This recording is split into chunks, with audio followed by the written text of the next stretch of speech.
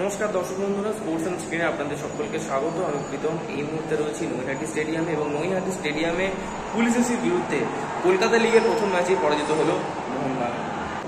মোহনবাগানকে যেভাবে সমর্থকরা দেখতে অভ্যস্ত, তার বিন্দুমাত্র ছন্দে দেখা যায়নি সৌজন্য শিবিরকে। এই দিন পুলিশ এফসির বিরুদ্ধে কার্যত ডাহা ফেল তারা। পুলিশ এফসির বিরুদ্ধে এদিন প্রথমার্ধে এক গোল হজম করতে হয় মোহনবাগানকে।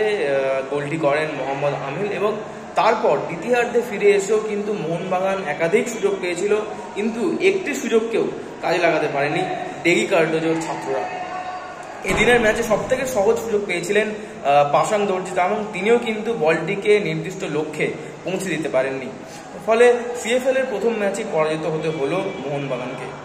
এদিন রক্ষণ, আক্রমণ থেকে শুরু করে মাঝমাঠ তিনটি বিভাগেই খুব একটা ছন্দে দেখা যায়নি। একের পর এক মিস পাস, নিজেদের মধ্যে বোঝাপড়ার অভাব এবং এমনকি বল রিসিভিং টুকুও খুব একটা ভালো দেখাচ্ছিল না তাদের মধ্যে।